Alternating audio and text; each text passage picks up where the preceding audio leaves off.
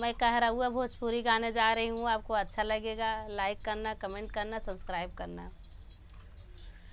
टीसिया के खेतवा में मिसिया बोवली हो, सरसैया खेतवा ना हो, सरसैया खेतवा ना मोर टिकवा हेराइन, सरसैया खेतवा ना मोर टिकवा हेराइन, सरसैया खेतवा ना सासु मारे तनवा ननद मारे तनवा तनवा नहु मारे ना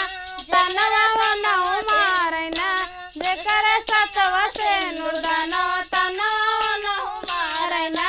जेकर सतवा से नुरदाना तनवा नहु मारे ना। टीसिया के खेतवा में मिसिया बोलियो सरसैया खेतवा ना हो, सरसैया खेतवा ना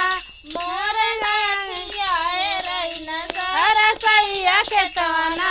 मोर नातिया हेराइन, सरसैया खेतवा ना जेठ मारे तनवा जेठानी मारे तनवा तनवा नहु मारे ना तनवा नहु मारे ना जेकर सतवा से नुरदाना तनवा नहु मारे ना जेकर सतवा से नुरदाना तनवा नहु मारे ना। टीसिया के खेतवा में मिसिया बोली सरसैया खेतवा ना, सरसैया खेतवा ना मोर कंगना हेराइन, सरसैया खेतवा ना